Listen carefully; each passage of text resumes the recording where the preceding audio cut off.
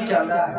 कलयुग कहता है हमारे समय में ना यज्ञ करना है, ना योग करना है, ना ध्यान करना है, सिर्फ एक काम करना है। क्या? कलयुग के कले हरि गुण गाहा, गावत नर पावै भवता। कलयुग में क्या करना? बोले भगवान का भजन गाना है, और हम वो भी नहीं कर पा रहे। प्रेम से बोलो राधे राधे। महाराज भजन कैसे होता है? बोले आदत बुरी सवार लो, बस हो गया भजन। आदत बुरी सवार लो, बस हो गया भजन। आदत बुरी सवार लो, बस हो गया। आदत बुरी सवार लो, बच हो गया भजन। आदत बुरी सवार लो, बच हो गया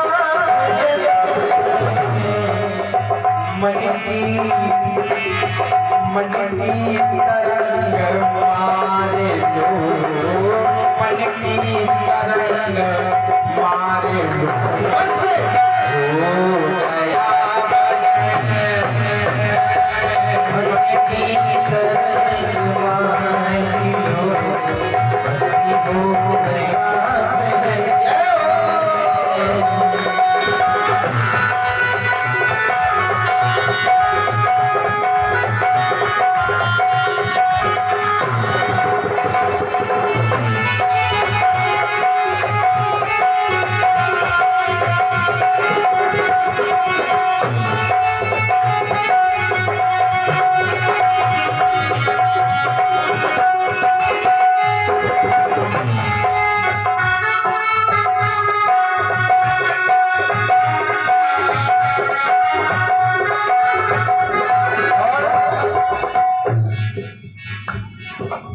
आया है तू कहाँ से और जाएगा कहाँ?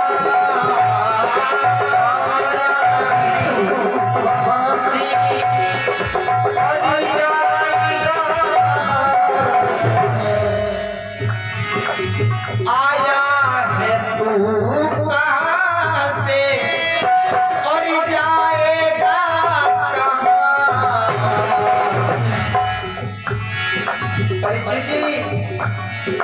इतना ही बस विचार हो, इतना ही बस विचार हो, बस हो गया भजन।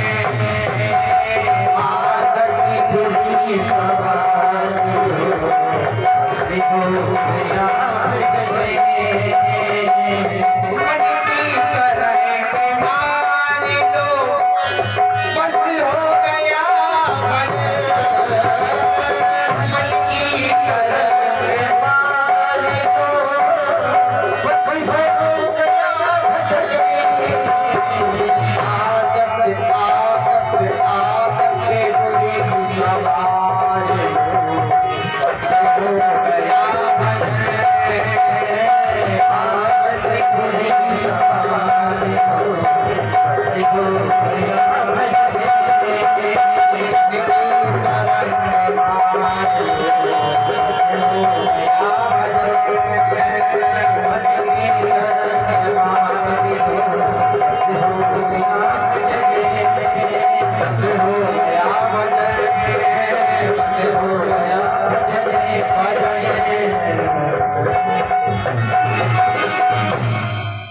आज का मानव बस अपनी आदत ही नहीं संवार पाता और तो सब संवार लेता। प्रेम से बोलो राधे राधे। महाराज देवता और दैत्यों में क्या कोई अंतर है? देवता कौन है, दैत्य कौन है? हाँ, क्या बात है। देखो राम जी के पिता को मारा, किसको मारा? दशानन को, है ना। देखो इधर दशानन है और इधर दशरथ है, इधर रावण है और इधर राम है। क्या राम जी, सुनो, क्या राम जी दशानन के यहाँ नहीं जा सकते थे?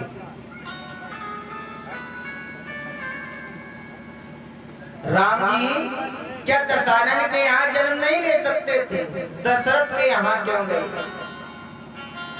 बड़े भाव से समझना। दशरथ किसको कहते हैं? 5 ज्ञान इंद्रियां, 5 कर्म इंद्रियां, जिसने इन 10 इंद्रियाओं को रथ अर्थात अपने बस में करके रखा है, वह है दशरथ। बड़े भाव से समझना। और जिसने अपनी ज्ञान इंद्रियां, कर्म इंद्रियां को अपने बस में करके रखा है, उसी के यहाँ भगवान आते हैं। एक कौन है? बोले एक दशानन, जिसने अपनी 10 इंद्रियों को भोगों में लगा दिया और ऐसे के यहाँ भगवान जाकर के उसका वध करते हैं। कलयुग बार बार कह रहा है प्रभु, कृत जुग त्रेता द्वापर पूजा मत और जोग, जो गति होए सो कल हरि नाम ते पावहि लोग। सतयुग त्रेता द्वापर में जो गति यज्ञ पूजा हवन विधान पर व्यक्ति को मिलती थी, वही कलयुग में नाम से प्राप्त होगी। और एक बड़ी बात, अन्य युगों में मनसा पाप लगता था और कलयुग में मनसा पुण्य लगता है।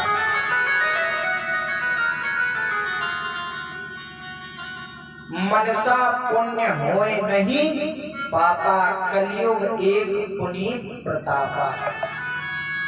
मनसा मतलब मान लो आपने विचार किया कि हम गंगा जी नहाने जाएंगे, किसी कारणवश अगर आप गंगा जी नहाने नहीं भी जा पा रहे तो आपने एक बार स्मरण किया ना कि हम गंगा जी नहाने जाएंगे, तो उसका पुण्य आपको मिल जाएगा। लेकिन कलयुग में ना नहाने के कारण जो पाप होता है, हमने कह दिया कि हम प्रसाद चढ़ाएंगे और नहीं चढ़ा पा रहे, उसका वो पाप नहीं लगेगा।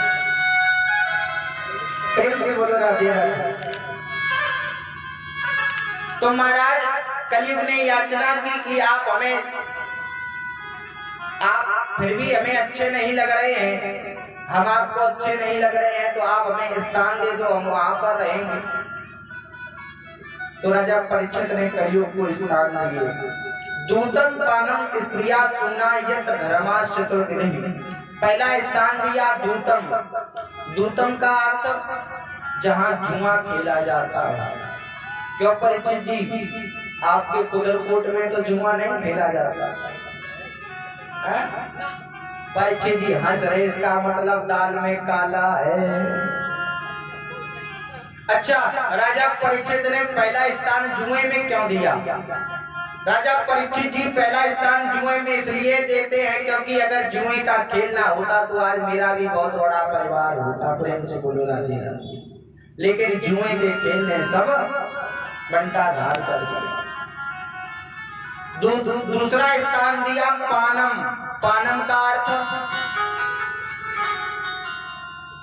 पानम का अर्थ है महाराज जहां पर मदिरा पान होती है। मदिरा माने शराब।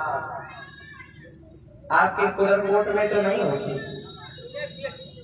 यहाँ कोई नहीं पीते होंगे, यहाँ सब सज्जन है। क्या भैया? हमने एक लोगों से पूछा, महाराज एक बात बताओ, हमने 1-2 लोगों को शराब पीते देखा है। लोग बाग जब शराब पीते कोई नाक बंद कर लेता, कोई पीने के बाद इतना बुरा मुंह बनाता है तो हमने कहा भैया जब पीते हो तो ये मुंह बुरा क्यों बनाते हो? बोले अरे महाराज बड़ी जब अंदर जाती है बिल्कुल लकीर करती चली जाती है। हमने कहा अच्छा। तो हमने कहा जब इतनी बुरी है तो पीते क्यों? बोले महाराज अमृत है क्या, तुम ही बताओ, कथा कहते तुम्हें इतना भी नहीं मालूम, समुद्र से निकला अमृत है अमृत। हमने कहा अच्छा। हमने कहा एक बात बताओ, जौन सा अमृत, जौन सी मदरा समुद्र से निकली, क्या वो ये मदरा है? समुद्र से तो वारुणी नाम की मदरा निकली है। तो पहली बात तो ये वारुणी नाम की मदरा नहीं है। और तुम कहते हो ये अमृत निकला है, पीना चाहिए। चलो हम मानेंगे कि पीना चाहिए, वैसे तो नहीं पीना चाहिए, लेकिन हमने उनसे कहा कि मान लो हम मान रहे हैं कि पीना चाहिए। जो वारुणी नाम की मदरा अर्थात शराब समुद्र से निकली, उसको किसने पिया? देवताओं ने। देवताओं ने तो पिया नहीं, दैत्यों ने पिया। तो इसका मतलब प्रमाणित तुम लोग दैत्य। और प्रेम से बोलो राधे राधे। देवताओं और दैत्यों में फर्क क्या? बोले मां नहीं, दैत्यों के विषय में बता रहा हूं। मां नहीं, मात पिता नहीं देवा, साधु ने सनिकर बाबा ही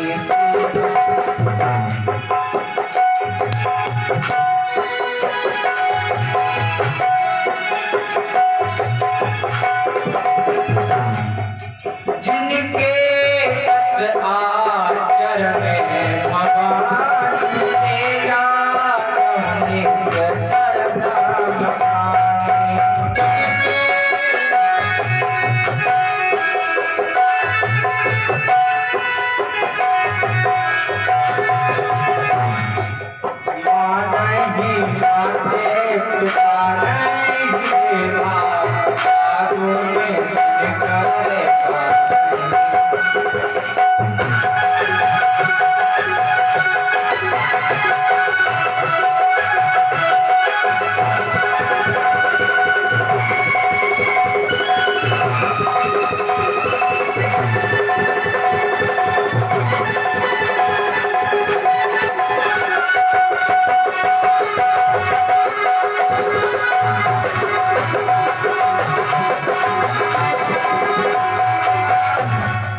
जो अपने माता पिता को माता पिता न माने, ब्राह्मणों साधुओं से अपनी सेवा करवाई। गोस्वामी तुलसीदास जी कहते जिनके अस आचरण भवानी। भगवान शंकर भैया पार्वती जी से कहते हैं ते जानो निश्चल सम पानी। अच्छा देवता कौन है? देवता किसको कहते हैं? देवता के क्या कृत्य है? देखो राम जी भी मानव बन करके आए लेकिन देवता कहलाए, क्योंकि देव राम जी ने क्या किया? बोले प्राते समय मोटे की रघुनाथा, प्रातः काल उठ के रघुनाथा, मात पिता गुरु नाम ही माता, आयुष्मान करे और ताजा, देख चरित हर से मुनि राजा। देवता कहलाए। प्रेम से बोलो राजा। तीसरा स्थान दिया जहाँ पर वैश्याएं रहती हों। चौथा स्थान दिया जहाँ पर जीव हिंसा होती है। कलयुग ने हाथ जोड़िए महाराज आपने हमें गलत ही समझा, गलत ही स्थान दिए। एक तो ऐसा कोई स्थान दे दो जहाँ पर हम आराम से रह सके। तो महाराज कलयुग की पुनः याचना से पुनः याचमानाय जात रूपा मता प्रभो ततो नुतम मदम कामम रज्जो वैरम च पंचमम। पुनः याचना से कलयुग की पांचवा स्थान राजा परीक्षित ने रज्जो वैरम च पंचमम स्वर्ण में दिया। जैसे ही स्वर्ण में स्थान मिला कलयुग प्रसन्न हो गया, क्योंकि स्वर्ण कहते हैं माया को, और माया के अनेकों रूप होते हैं। पृथ्वी रूप माया, पृथ्वी रूप माया, गौ रूप माया, ये सब माया के रूप हैं। और जब माया में स्थान मिल गया महाराज तो कलयुग का पूरी पृथ्वी पर राज हो गया।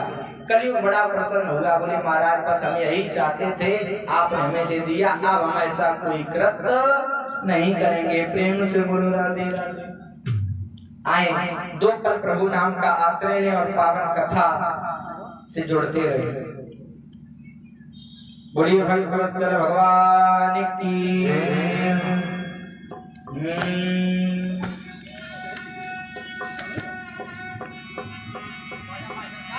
तेरी मस्ती के मस्ताने हो गए, तेरी मस्ती के मस्ताने हो गए। शाम तेरे शाम तेरे शाम तेरे नाम के दीवाने हो गए, शाम तेरे नाम के दीवाने हो गए। तेरी मस्ती के मस्ताने हो गए, तेरी मस्ती के मस्ताने हो गए। शाम तेरे नाम के दीवाने हो गए, शाम तेरे नाम के दीवाने हो गए।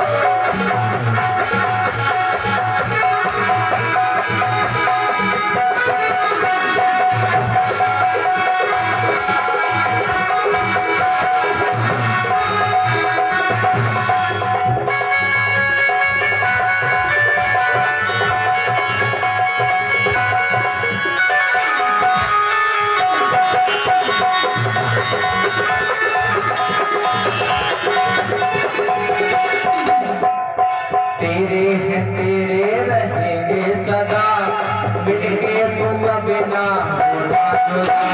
तेरे हैं तेरे रहेंगे सदा, मिलके तुम बिना जुदा जुदा। जाने पहचाने क्यों बेगाने हो गए, जाने पहचाने क्यों बेगाने हो गए। शाम तेरे शाम तेरे शाम तेरे नाम के दीवाने हो गए, शाम तेरे नाम के दीवाने हो गए।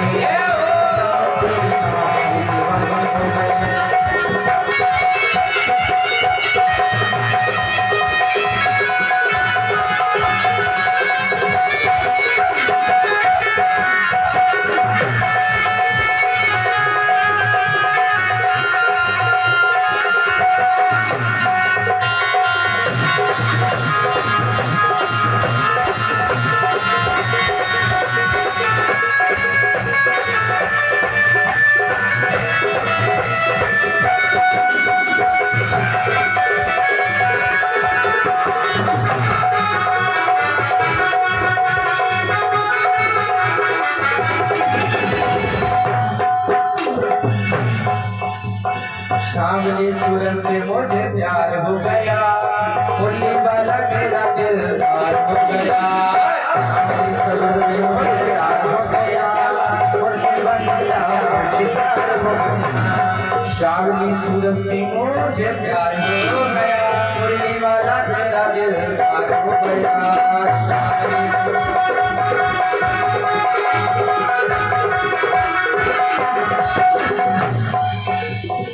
चरणों में मेरे ही ठिकाने हो गए, चरणों में मेरे ही ठिकाने हो गए, चरणों में मेरे ही ठिकाने हो गए।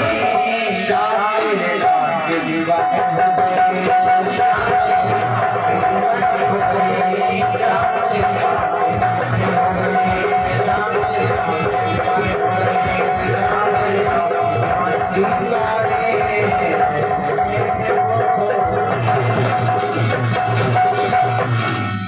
प्रेम से बोलो बाकी हरिलाल जय हो।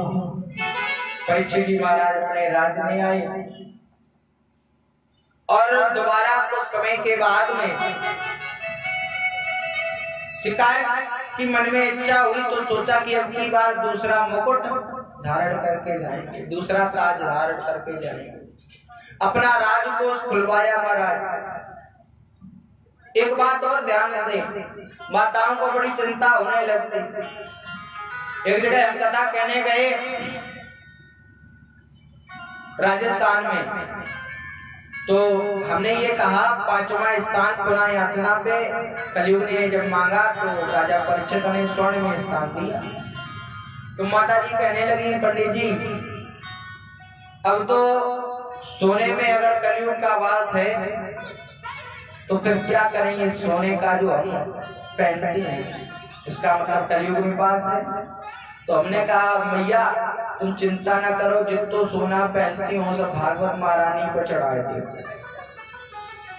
हाँ, तो हमने कहा देखो सभी सोने में कलयुग का वास नहीं है। जो अनीति बेईमानी और अधर्म की कमाई के द्वारा जो स्वर्ण धारण किया जाएगा, लाया जाएगा, उसमें कलयुग का वास अवश्य।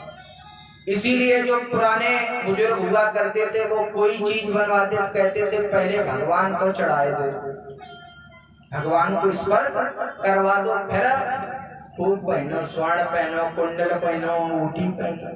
प्रेम से बोलो राधे राधे। तो आज राजा परीक्षित ने अपना राजकोष करवाया, उनमें उन्होंने एक बड़ा सुंदर ताज दिखा और उस ताज को राजा परीक्षित ने अपने सर पर धारण कर लिया। ये ताज किसका है? ये ताज है जरासंध का, और जरासंध अधर्मी राजा था। तो जैसे ही महाराज उसको धारण करके चले, कलयुग ने देखा क्या हमारा काम बन गया। कलयुग ने राजा परीक्षित की मति को भ्रमित कर दिया। वो राजा ने जो हमेशा ब्राह्मणों संतों की पूजा करते थे, उनको प्यास लगी, चारों तरफ देखा एक कुटिया दिखाई दी, सोचा कि लाओ इस कुटिया में चल करके कोई संत महात्मा होंगे, उनसे जल पिया जाएगा। वो कुटिया थी समीक ऋषि महाराज की, और समीक ऋषि महाराज भगवान के ध्यान में बैठे हुए थे। राजा परीक्षित जी पहुंचे। राजा परीक्षित ने समीक ऋषि को नेत्र बंद किए हुए देखा, मन में सोचा क्या ये बाबा हमें लगता है जान गया है कि हम आने वाले हैं, इसलिए ये नेत्र बंद करके बैठ गया कि हमें पानी न पिलाना पड़े। हमें लगता है ये संत जान गया है कि हम आने वाले, इसलिए नेत्र बंद करके बैठ गया। तो राजा परीक्षित को क्रोध आया, इधर उधर देखा, एक मरा सांप पड़ा हुआ था, उठाया और समीक ऋषि के कंठ में डाल दिया। एक शिष्य ने देख लिया, शिष्य तुरंत दौड़ता हुआ गया और समीक ऋषि के पुत्र संगी ऋषि से जाकर के कहा कि किसी राजा ने तुम्हारे पिता का अपमान कर दिया। राधे श्याम। तुरंत संगी ऋषि ने जैसे ही सुना महाराज, संगी ऋषि को क्रोध आया और श्राप दिया कि लंघित मर्यादा या तक्षका सप्तमे हरि। जिस कुलंगर राजा ने सारी मर्यादाओं का नाश करके हमारे परम पूज्य पिताजी गुरुदेव भगवान का अपमान किया है, जाओ मैं श्राप देता हूँ, आज के 7वें दिन उसके तक्षक सर्प के डसने से उसकी मृत्यु हो जाएगी।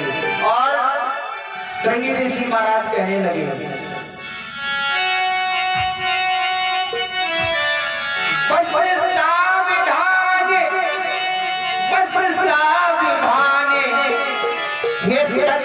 जिंदा हो जाओ, ये तक्षक जिंदा हो जाओ, 7वें रोज उस पापी को दुनिया से यम पर बचाओ।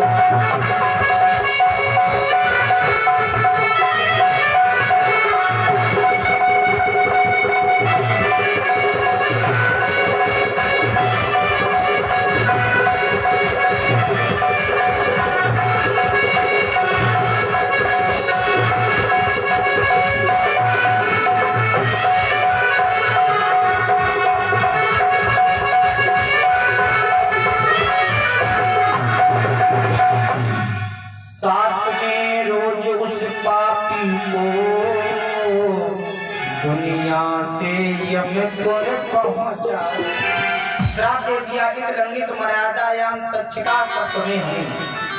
जिस कुलंगर राजा ने मर्यादाओं का नाश करके मेरे पिता का अपमान किया है, जाओ मैं श्राप देता हूँ, आज के 7वें दिन तक्षक सर्प के डसने से उस राजा की मृत्यु हो जाएगा।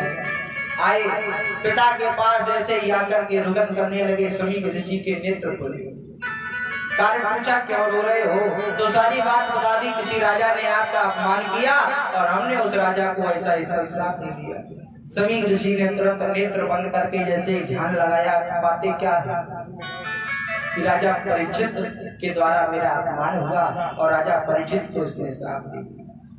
तो बहुत डांटा अपने पुत्र को कि ये संत के कर्तव्य नहीं है कि छोटी छोटी बातों पर श्राप दे दो। संत किसको कहते हैं? बोले संत हृदय नवनीत समाना, कहा कविन पर कह नहीं जाना। फिर एक सेवक को आज्ञा दी, जाओ राजा को सूचित करो कि ऐसा ऐसा श्राप तुमको लग चुका है, अपनी मुक्ति का इंतजाम करें। जैसे ही इधर राजा परीक्षित आए, अपना ताज उतार करके जैसे ही रखा, सब याद आ गया कि अरे क्या, ये तो हमने संत का अपमान कर दिया। महाराज तब तक सेवक आया, सारी बात बता दी कि आपको श्राप लग चुका है। राजा परीक्षित ने अपने पुत्रों को राज का भार दिया और गंगा के तट पर चले गए, क्योंकि गंगा पापियों का बेड़ा पार करती है। परीक्षित जी, तुइजल अम्लम ऐन पीतम परम पदम खल ऐन गहीतम। कभी कहता है क्या, गंगा के जो निकट निवास स्थान बना लेता है उसको वैकुंठ में रहने का फल प्राप्त होता है। इसीलिए आप लोगों ने देखा होगा कि जो संत होते हैं वो गंगा के किनारे कुटिया बना करके रहते हैं। बड़ी महिमा है गंगा के जल की। जो गंगा का जल पान करता है वो भगवान के परम धाम में पहुंचता है। प्रेम से बोलो राधे राधे। आज महाराज जैसे ही पता लगा राजा परीक्षित को श्राप लग गया, गंगा के तट पर आए। जैसे ही समस्त संतों को पता लगने लगा, बात फैलने लगी महाराज कि राजा परीक्षित को श्राप लग गया, अनेकों संतों का समागम प्रारंभ हो गया, मानो एक नया संतों का मेला प्रारंभ हो गया। अनेकों संत सबसे राजा परीक्षित पूछते कि जिसकी मृत्यु शीघ्र हो उसको क्या करना चाहिए। कोई कहता कि 9 दिन का अनुष्ठान करो, कोई कहता ब्राह्मणों को भोग लगाओ, कोई कहता कन्याओं को का भंडारा करवाओ, भोग लगवाओ, कोई कहता ये कार्य करो, कोई कहता वो कार्य करो, लेकिन दिन केवल 7 ही है। उसी समय तंत्रा भगत भगवान व्यास पुत्रो यदक्षया गमटमानो प्रतीक्षा अलक्षलिंगो निज लाभ तुष्टो व्रतस्य वारेरवधूतवेशः तत्र भवत भगवान व्यास पुत्रो यदक्षया कामटमानो प्रतीक्षा। उसी समय दिगंबर वेशधारी 16 वर्षीय कुमार 16 साल के एक संत का आगमन सुंदर परीक्षित ने देखा, जिसका सारा शरीर तो धूल से दूसरे तय केवल कोपीन लगी हुई है। जैसे ही महाराज व्यास नंदन सुखदेव भगवान का आगमन राजा परीक्षित ने देखा तो सब लोग साष्टांग प्रणाम करने लगे। पता है परीक्षित जी, सुखदेव भगवान जब आए तब व्यास जी भी उस सभा में थे और व्यास जी ने भी सुखदेव भगवान को साष्टांग प्रणाम किया। व्यास जी तो छोड़ो, व्यास जी के पूज्य पिताजी पाराशर जी भी थे, पाराशर जी ने भी अपने नाती को साष्टांग प्रणाम किया। राजा परीक्षित के निकट आए, सुंदर बालू की चबूतरी बनाई गई, श्री सुखदेव भगवान को उस पर बिठाला गया, गंगा के जल से सुंदर अभिषेक कराया गया। हम चाहेंगे अभी जी आचार्य जी सुखदेव भगवान का पावन सूच पूजन हमारे परीक्षित जी से कराएं। आए सुंदर सुखदेव भगवान की महिमा गाएं कि हरि की कथा सुनाने वाले तुमको लाखों प्रणाम, तुमको लाखों प्रणाम। हरि की कथा सुनाने वाले, हरि की कथा सुनाने वाले तुमको लाखों प्रणाम, तुमको लाखों प्रणाम।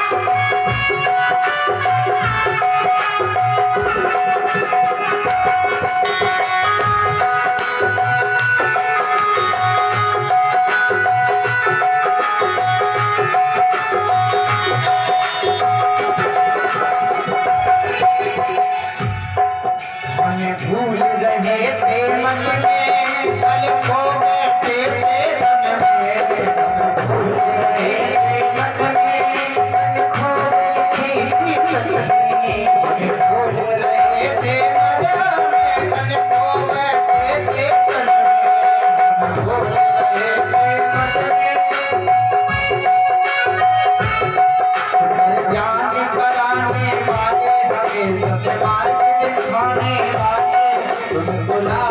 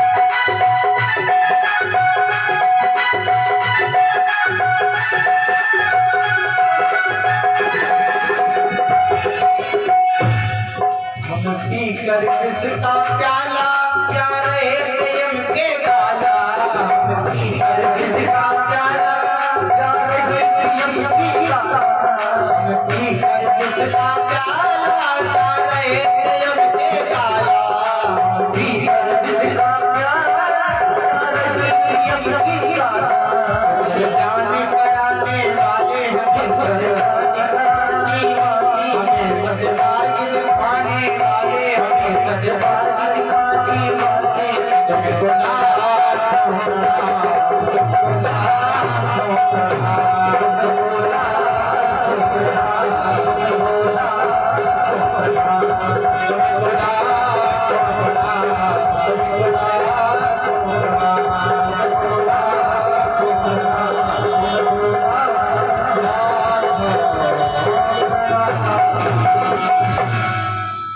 श्री सुखदेव भगवान की जय हो, बच्चे जी महाराज की जय हो। तत्र भगवत भगवान व्यास व्यास भगवान के सुंदर पुत्र सुखदेव भगवान का पावन राजा परीक्षित के द्वारा पूजन किया गया और तुरंत ही राजा परीक्षित ने दो प्रश्न किए। तुरंत प्रश्न क्यों कर दिए? तुरंत प्रश्न इसलिए कर दिए, सुखदेव भगवान गोदोहन बेला से अत्यधिक समय तक कहीं भी रुकते नहीं हैं। गोदोहन बेला कितने समय तक होती है? जितने समय में एक गाय का दूध एक मैया या पुरुष निकाल लेता है, ज्यादा से ज्यादा 5-6 मिनट।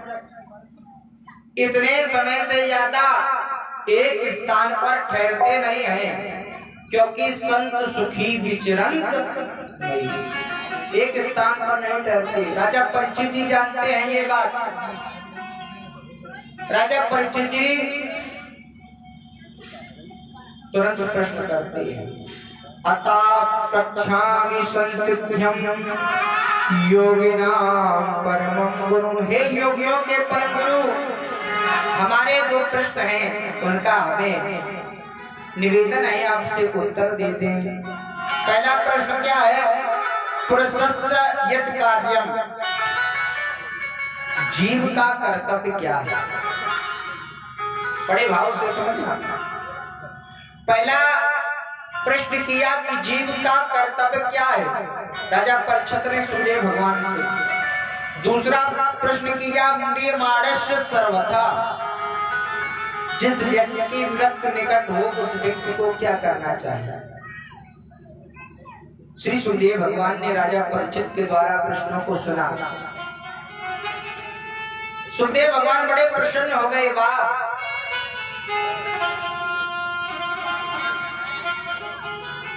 वास्तविक राजन तुम हो तो राजा, लेकिन संतों के गुण तुम में विद्यमान है। संत कभी अपने विषय में नहीं सोचता है, हमेशा यह सोचता है कि मेरे द्वारा जगत का कल्याण किस प्रकार हो सके, हमें वो कार्य करना चाहिए। देखो तुम्हें 7 दिन में तक्षक सर्प के डसने का श्राप लगा है और तुमने एक बार भी ये नहीं कहा कि मुझे ऐसा ऐसा श्राप लगा है, कोई उपाय हो तो बताओ जिससे हम मरे नहीं। लेकिन तुमने क्या कहा, शीघ्र मरने वाले की मुक्ति का कोई उपाय हो तो बताओ, एवं जीव का परम कर्तव्य क्या है। सुंदर सुखदेव भगवान कहते हैं, यहाँ से द्वितीय स्कंद प्रारंभ होता है, द्वितीय स्कंद प्रारंभ होता है, प्रथम स्कंद विराम होता है। श्री सुखदेव भगवान कहते हैं, राजन परीक्षित, वरीयानि सुते प्रश्ना क्रतो लोक हितम नृप। तुमने बड़े ही सुंदर प्रश्न किए हैं जो कि लोक हित के प्रश्न हैं। इन प्रश्नों से लोगों का हित होगा। देखो, निद्रा निहते नित्यम बाप्येन च बाव्या दिवाचारते हया राजन कुटुंब भरणेन वा। यहाँ से बड़े सहजता से समझाने का प्रयास करूंगा, बस यथोचित ध्यान आपका एकाग्रचित होकर के आप लोग श्रवण करें। सुखदेव भगवान राजा परीक्षित से कहते हैं, निद्रा नीते नक्तम बावेन च बावया दिवाचारते हया राजन कुटुंब भरणेन वा। व्यक्ति रात तो सोने में व्यतीत कर देता है, रात्रि तो सोने में व्यतीत कर देता है और दिन कुटुंब के भरण पोषण में व्यतीत कर देता है, कुटुंब भरणेन वा। महाराज सुनो राजन, सुखदेव भगवान कहते हैं, तुम्हें श्राप लगा है कि 7 दिन में तुम्हारी तक्षक सर्प के डसने से मृत्यु हो जाएगी, तो घबराओ नहीं। देखो, सूर्यवंश में एक राजा थे खड्वांग। खड्वांग नाम राजर्षि ज्ञापेता महायुषः। जिस खड्वांग नाम के राजा ने 2.5 घड़ी से भी कम समय में परमात्मा की प्राप्ति कर ली थी, और तुम्हारे पास तो 7 दिन का बड़ा ही लंबा समय है, तुम घबराओ नहीं। बस तुम्हें हमारी बातों को श्रवण करने की आवश्यकता है। अब यहाँ कथा का एक श्रवण करने का नियम श्री सुखदेव भगवान ने राजा परीक्षित को बताया कि कथा कैसे श्रवण करनी चाहिए।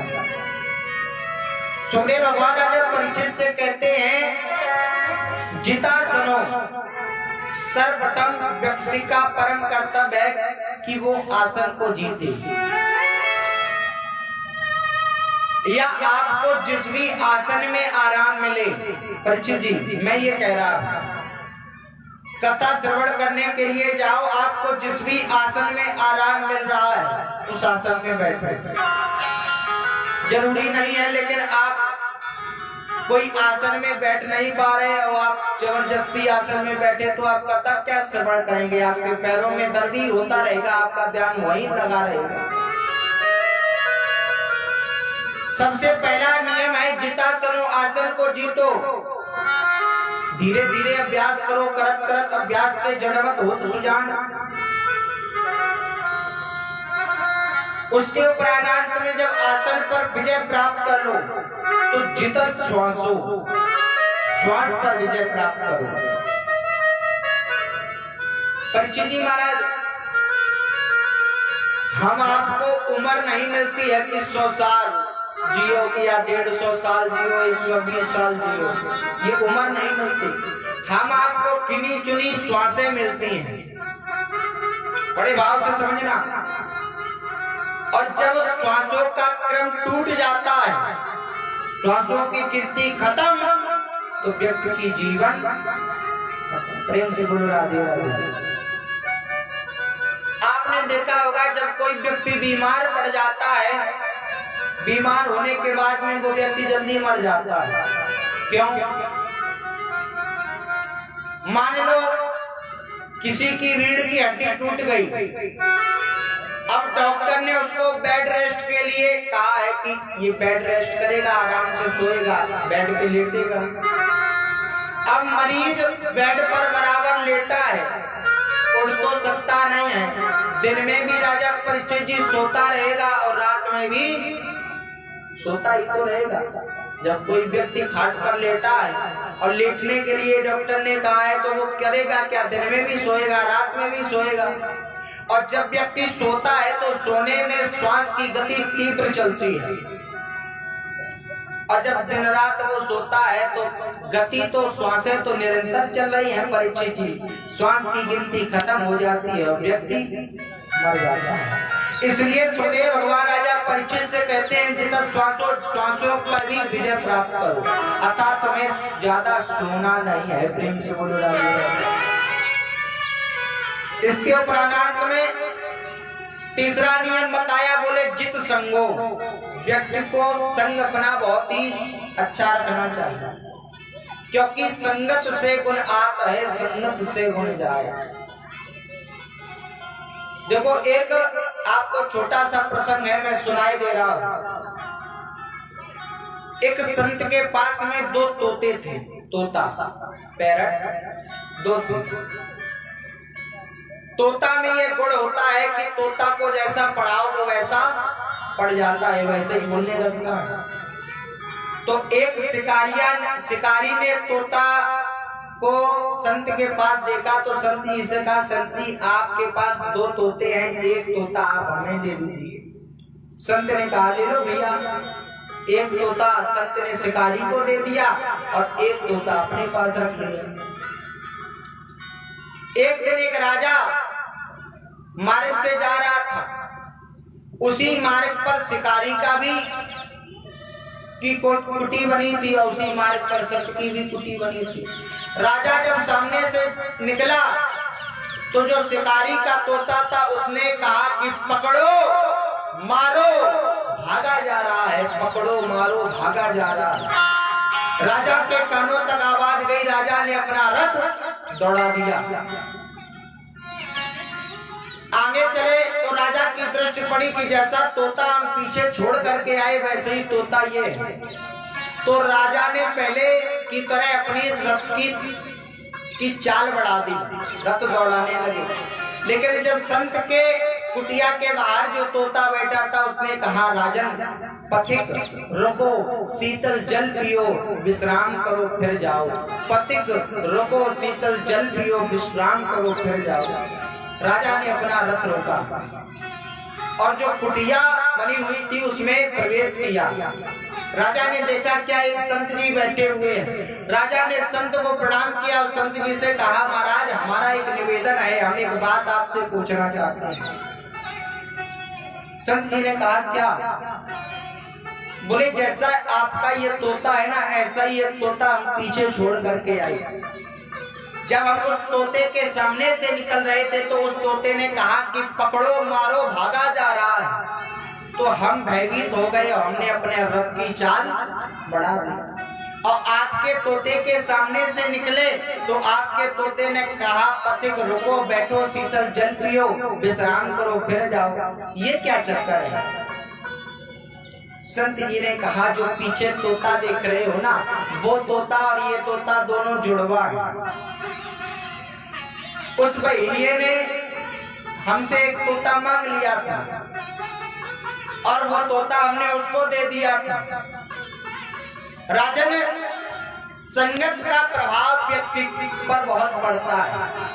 उस तोते ने संगत की शिकारी की, शिकारी ने जैसा उसको पढ़ाया वो तोता वैसा ही कहने लगा और इस तोते ने की संगत हमारी, तो जैसा इसे उचित लगा वैसा ये कहने लगा। तो परीक्षित जी कहने का अभिप्राय कि संगत का असर व्यक्ति पर बहुत पड़ता है। प्रेम से बोलो राधे राधे। सुखदेव भगवान कहते हैं संगत बड़ा ही अच्छा रखना चाहिए, साथ बड़ा ही अच्छा रखना चाहिए। भले ही आप चोर ना हो, लेकिन चोरों के साथ में उठेंगे बैठेंगे तो चोर तो निकल जाएंगे, पुलिस पकड़ेगी आपको ही। अब खूब कहना कि हमने चोरी नहीं की, लेकिन डंडा तो परीक्षित जी खाने ही पड़ेंगे। प्रेम से बोलो राधे राधे। लोग बाग ताश खेल रहे हो भले ही कभी अपने हाथों में ताश के पत्ते ना लेना, और जो ताश खेल रहा हो उसके पीछे बैठ जाना। जो खेल रहा है वो विचार नहीं कर पाएगा कि हम कौन सा पत्ता फेंके, आप पीछे से कान में फेंक कह दोगे कि ये पत्ता फेंक दो। प्रेम से बोलो राधे राधे। क्योंकि संगत बड़ी अच्छी लगनी चाहिए। कभी कहता भी है, संगत करे अच्छे लोगों की,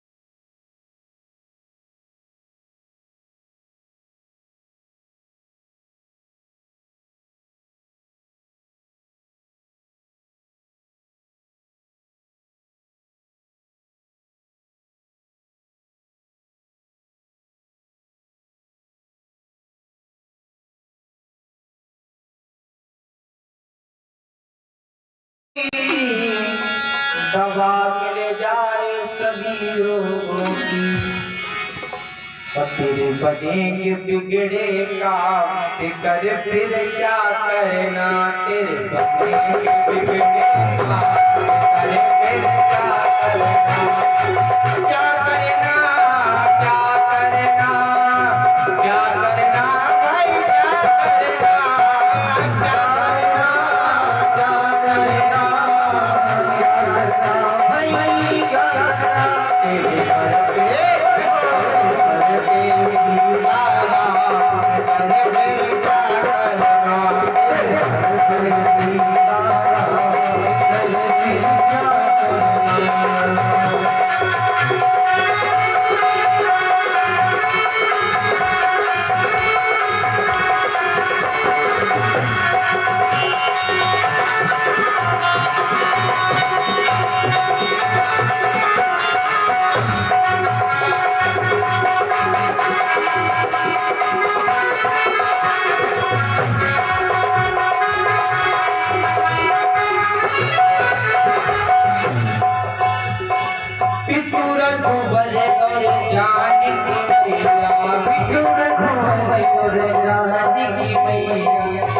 पिता कौन?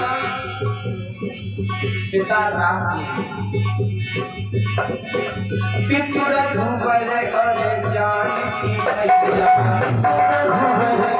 जानकी मैया, फिर क्यों परेशान हो गईया, फिर क्यों परेशान हो गईया।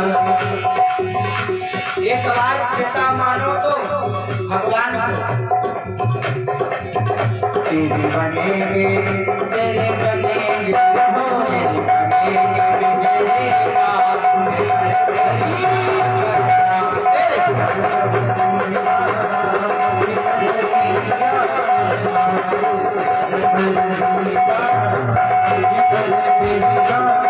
तेरे